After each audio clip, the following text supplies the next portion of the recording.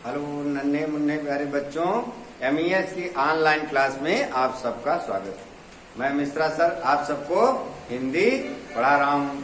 तो आज मैं आपको कक्षा 4 की हिंदी पढ़ाऊंगा, ठीक है ना। इसके पहले मैंने आप सबको 2 पाठ पढ़ा दिए थे, ठीक है ना, पाठ 1 और पाठ 2। मैं आशा करता हूँ कि सभी बच्चे अच्छे से उसको पढ़े होंगे और याद किए होंगे। जो काम आपको भेजा गया था अभ्यास कार्य, उसको भी पूर्ण कर लिए होंगे। अब मैं आपको आज पाठ 3 पढ़ाने चल रहा हूँ, ठीक है ना। तो सभी बच्चे अपने बुक में देखें और इसको पढ़ें, ठीक है ना। तो आइए हम देखते हैं कि आपको कैसे पढ़ाना है, ठीक है ना। तो पाठ परिचय सबसे पहले, फिर कठिन शब्द आपके बुक में दिया गया है, ठीक है ना। ये बुक है ना, आपके बॉक्स में कुछ कठिन शब्द दिए गए हैं। मैं इसका आपको उच्चारण करा दूंगा, आप उच्चारण करेंगे मेरे साथ, ठीक है ना। और शब्द बोध पाठ के पीछे, पाठ के अंत में शब्द बोध दिया गया है। जो कठिन शब्द हैं उनका जो है सरल अर्थ आपको दिया गया है, तो उसको भी अच्छे से समझ लेंगे, मैं उसको बता दूंगा। फिर आगे है पाठ वाचन एवं भाव बोध, यानी मैं पाठ को आपको पढ़ाऊंगा, उसमें जो कठिन शब्द हैं उसका मैं आपको सरल करके बताऊंगा, ठीक है ना। कोई अगर प्रॉब्लम होगी तो आप जो है फोन के द्वारा मैसेज भेज देंगे, फिर उसको आपको पुनः समझा दिया जाएगा। तो आइए पाठ परिचय। डेविड की गुलेल, ठीक है ना। डेविड नाम है, जैसे आप सब बच्चे पढ़ते हैं, ठीक है ना। तो किसी का रामू नाम है, किसी का श्याम नाम है, किसी का मोहन नाम है, ठीक है। तो इस प्रकार से डेविड एक लड़के का नाम है जो 14 वर्ष का है, ठीक है ना। डेविड की गुलेल, गुलेल पहले गांव में खेला जाता था बच्चों, ठीक है ना। अब तो आपका यह जो है वैज्ञानिक युग है ना, तो इसमें जो है अब नए नए खिलौने आ गए हैं, सब लोग खेलते हैं। बॉल है, क्रिकेट है, ठीक है ना, फुटबॉल है, वॉलीबॉल है। तो इस प्रकार से नए खेल आ गए हैं। गांव में भी अब वह पुराने वाले खेल लगभग खत्म होते जा रहे हैं, लेकिन अभी गांव में है। बच्चे पहले गुलेल बना करके खेलते थे। ये आपका चित्र है ना, देखिए इस बच्चे को, डेविड को आप देख रहे हैं इस चित्र में। ये देखो गुलेल बना करके, ये लकड़ी का बना होता है, इसमें 2 शाखाएं होती हैं और उसमें जो है रबड़ लगा दी जाती है और उसमें एक जो है पत्थर का टुकड़ा लेकर के और इससे निशाना लगाया जाता है, ठीक है ना। तो इस प्रकार से यह गुलेल है। तो इस कहानी के माध्यम से आपको जो है ये बताया गया है कि हमें किसी को भी काम को करने में कैसे निपुण होना चाहिए, ठीक है ना। उस पर ध्यान देना चाहिए और उसको अच्छे से सीखना चाहिए, अपने पर जो है विश्वास रखना चाहिए, ठीक है ना। तो इसके बारे में इसमें इस माध्यम से, डेविड की गुलेल के माध्यम से आपको बताया गया है कि 14 वर्षीय बालक किस प्रकार से अपने गुलेल चलाने की कला में निपुण होकर के वो किस तरीके से सफलता को प्राप्त करता है। तो इसी तरीके से हम आपको भी, ठीक है ना, आप लोगों की भी लगभग आप कक्षा 4 में पढ़ रहे हो तो 10 साल के आसपास के होगे ना, तो अभी तो 4 ही वर्ष कम है ना उससे, तो इससे हमें आपको सीख लेनी है। आइए टॉपिक पर। आप जो है पहले है आपका कठिन शब्द, ठीक है ना। कठिन शब्द पढ़ते हैं। पहला शब्द है विशाल, ठीक है ना। विशाल में बड़ा। सुनहरी, सुनहरी, सुनहरी माने सुंदर। जिम्मेदारी। अगला है गुलेल, गुलेल मैंने बताया भी आपको। निपुण, भरोसा, छावनी, ललकारा, पुरस्कार, जवाहरात। ये कुछ कठिन शब्द हैं, तो इसका आप उच्चारण करेंगे और इसको लिखेंगे, इसकी प्रैक्टिस कर लेंगे, यानी अभ्यास कर लेंगे। अगला है आपका शब्द बोध। कुछ नए शब्द आए हैं जो आप कक्षा 3 में आपको नहीं जानकारी होगी, तो ये पीछे आपके पाठ के पीछे दिया गया है। आप खोल लें। शब्द बोध दिया गया है ना। आपका पहला शब्द है विशाल, ठीक है ना, बड़ा। विशाल मीन्स क्या होता है? बड़ा। अगला है सुनहरी, यानी सोने के रंग की, ठीक है ना, जिसका रंग सोने जैसा हो, ठीक है ना, उसको हम सुनहरी बोलते हैं। तो बहुत सुंदर लगता है ना, सोने का रंग जो होता है सुंदर लगता है, तो इसका भाव सुंदर के अर्थ में भी आता है। तो सुनहरी माने सोने के रंग की। साहस, साहस मीन्स बहादुरी, ठीक है ना। अगला है युद्ध, युद्ध मीन्स लड़ाई। भरोसा, भरोसा मीन्स विश्वास। अगला है हट्टा कट्टा, हट्टा कट्टा शब्द, ठीक है, गांव में भी यूज होता है। तगड़ा, ताकतवर, यानी जिसमें शक्ति हो, ताकत हो, बल हो, यानी बलवान भी आप कह सकते हैं। छावनी, सेना का शिविर स्थल। छावनी कहते हैं जहां पर सेना के लोग, सैनिक रहते हैं, उसको हम सेना का शिविर स्थल बोलते हैं, उसको छावनी कहा जाता है। अगला है गुलाम, गुलाम मीन्स दास। ऐलान, ऐलान मीन्स होता है घोषणा या मुनादी, ठीक है ना। अगला है हिम्मत, हिम्मत मीन्स हौसला, साहस। कवच, कवच कहते हैं आवरण को, यानी ढाल को, आवरण या ढाल को कवच कहते हैं। बेहोश, बेहोश मीन्स अचेत। होश आप जानते ही हैं, ठीक है ना। बेहोश यानी होश न हो, तो हम क्या हो जाते हैं? अचेत, यानी चेतनाहीन हो जाते हैं।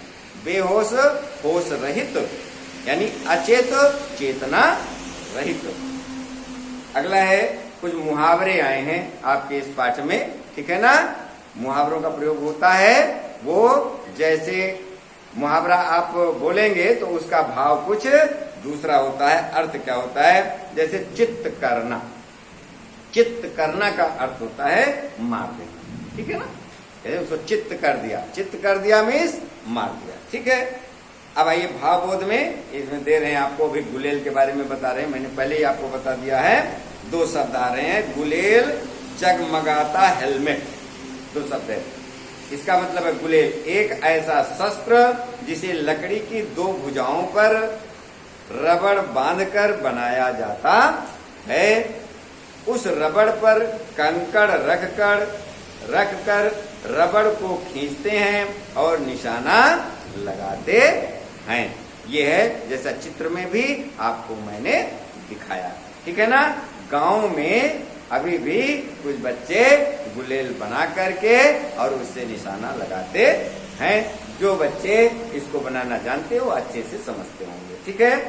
अगला है जगमगाता हेलमेट, जगमगाता हेलमेट, धातु का बना ऐसा सिर का कवच जो प्रकाश में जगमग करता है। हेलमेट तो मोटरसाइकिल पर लोग जो चलते हैं ना मोटरसाइकिल से, तो हेलमेट तो जरूरी है ना, तो वो चोट से बचत करता है, सिर में चोट नहीं लगने देता है। तो हेलमेट तो आपने देखा ही है ना। तो जगमगाता हेलमेट मैंने मीन्स उसमें ऐसा, उसमें कलर होता है कि वो जगमगा रहा हो, यानी उसमें लाइट हो, ठीक है ना, प्रकाशित हो, ठीक है ना, तो उसे कहते हैं जगमगाता हेलमेट।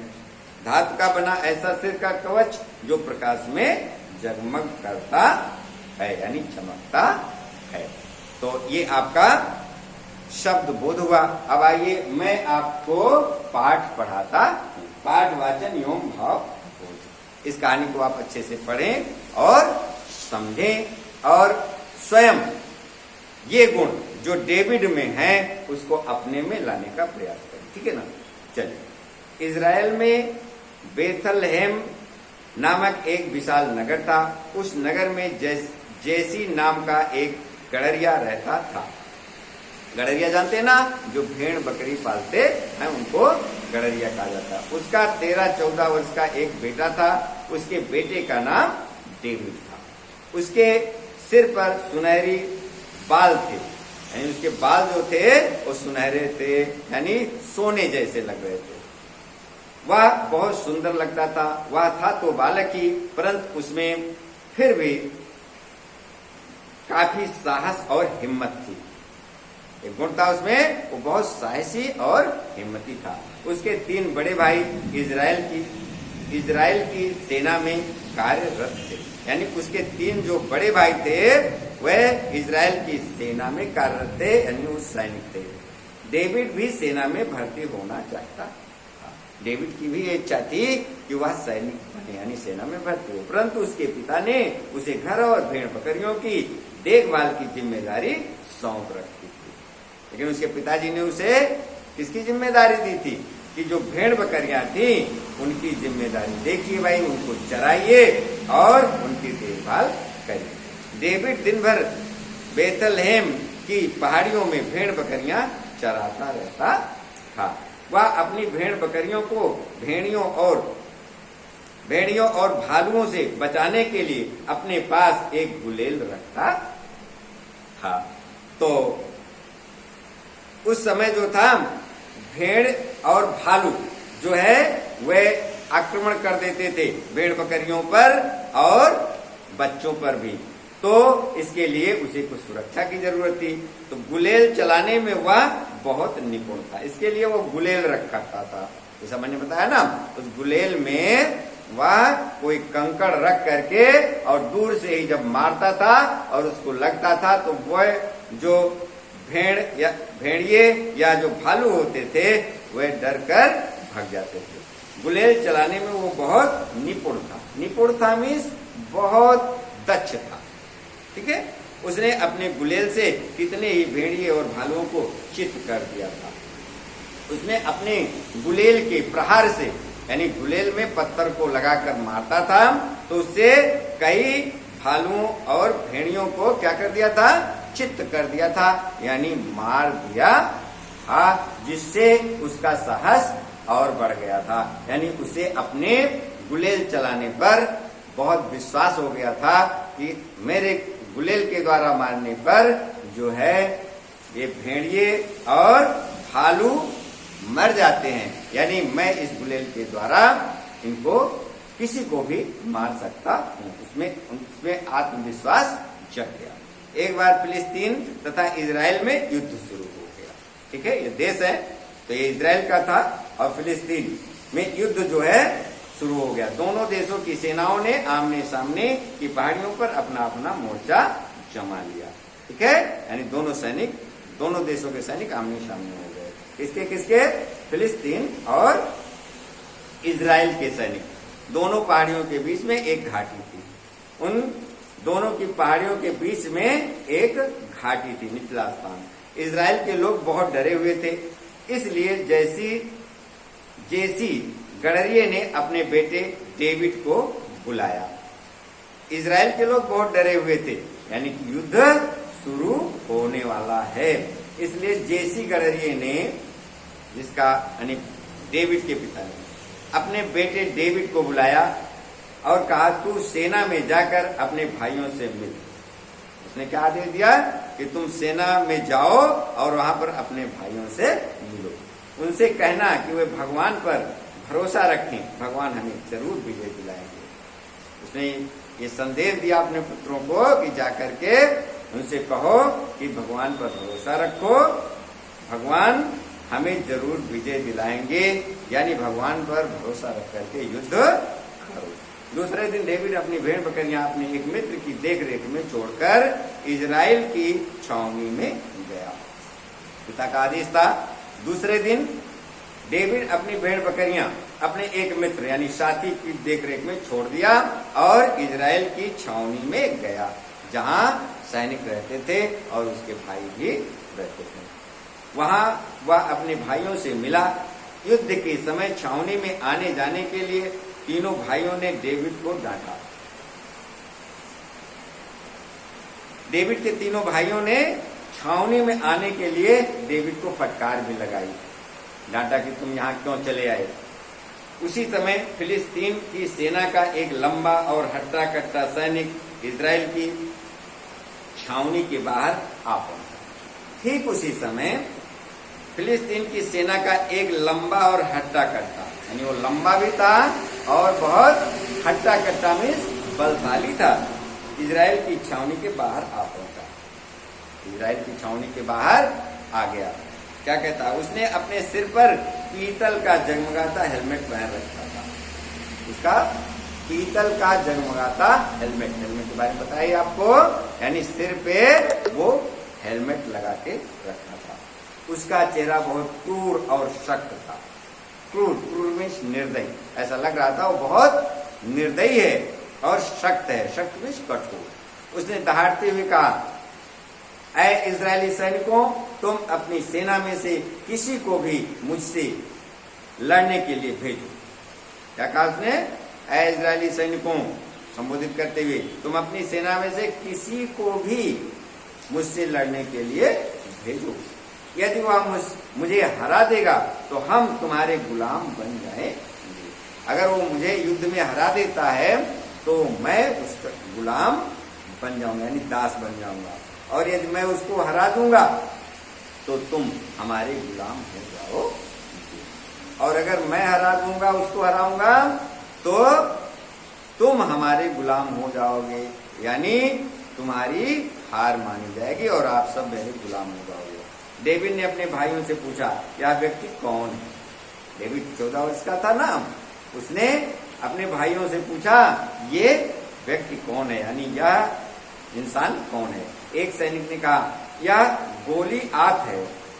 एक सैनिक उसमें से बोलता है, यह गोलियात है, उसका नाम गोलियात है। पिछले 40 दिनों से रोज यहाँ आकर हमें चुनौती देता है, यानी उसे चैलेंज करता है, ठीक है। लेकिन उसने लड़ने की हम में से किसी की हिम्मत नहीं होती। लेकिन ये इतना शक्तिशाली है, ताकतवर है, हट्टा कट्टा है कि इससे हम में से किसी की भी हिम्मत नहीं पड़ती कि इससे युद्ध करें।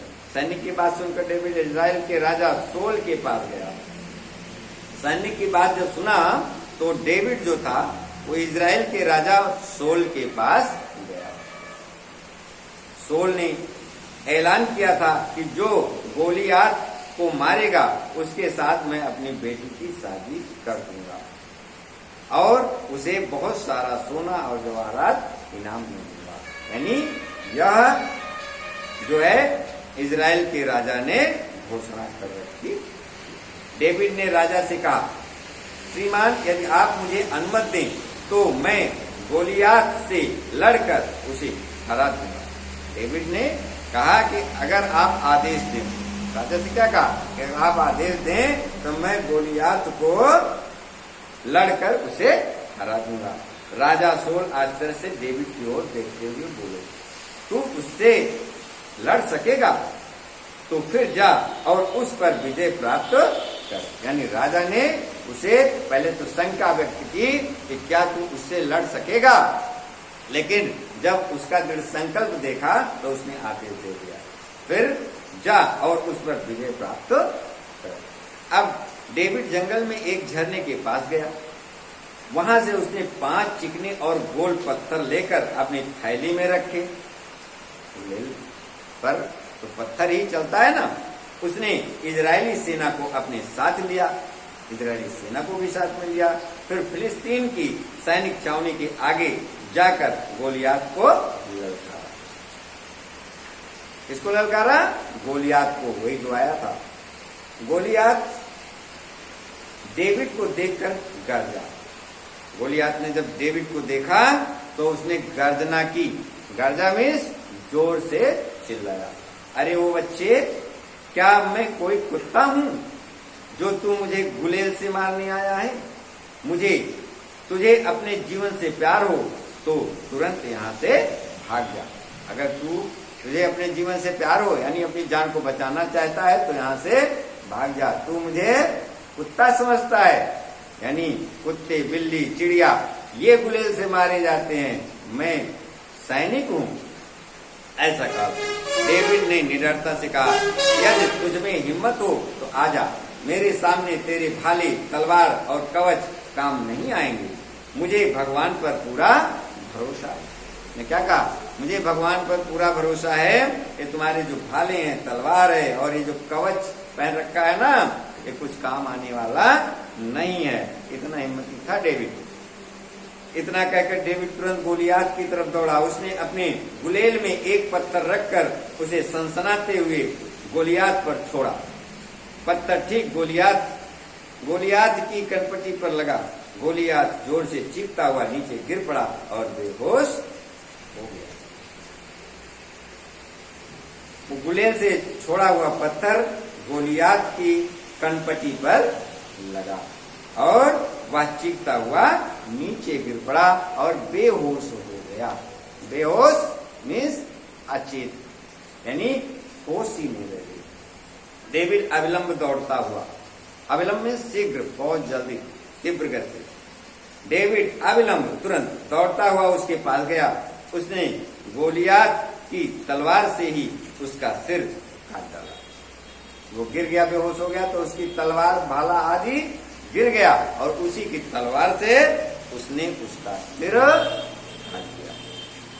इस प्रकार से साहसी डेविड ने गोलियात का अंत कर दिया।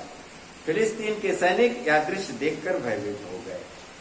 जो फिलिस्तीन के सैनिक थे यह दृश्य देख करके भयभीत हो गए, यानी डर गए। वे भागने लगे। इजरायली सैनिकों ने उनका पीछा कर उन्हें पहाड़ी के दूसरी ओर भगा दिया। जब गोलियात की मृत्यु हो गई तो इजरायली सैनिकों ने उनका पीछा किया और उन्हें पहाड़ी के दूसरी ओर भगा दिया, यानी खदेड़ दिया। चारों ओर डेविड की जय जयकार होने लगी। पूरे इजराइल में उत्सव मनाया गया। विजय उत्सव तो होता है ना, जब विजय हो गई तो पूरे इजराइल के लोग उत्सव मनाने लगे। ठीक है। राजा सोल ने डेविड से अपनी बेटी की शादी कर दी। ने ऐलान किया था ना, तो राजा सोल ने डेविड से अपनी बेटी की शादी कर दी और उसे बहुत सारा सोना और जवाहरात भेंट में दिए। तो इस प्रकार से इस 14 वर्ष के बालक डेविड ने अपनी हिम्मत और साहस से और अपनी गुलेल चलाने की निपुणता से जो है उसने एक विजय दिलाई अपने देश को। ठीक है ना, अपने देश को विजय दिलाई और इस प्रकार से एक आश्चर्यचकित कार्य किया। ठीक है ना। तो इस कहानी से हमें क्या शिक्षा मिलती है?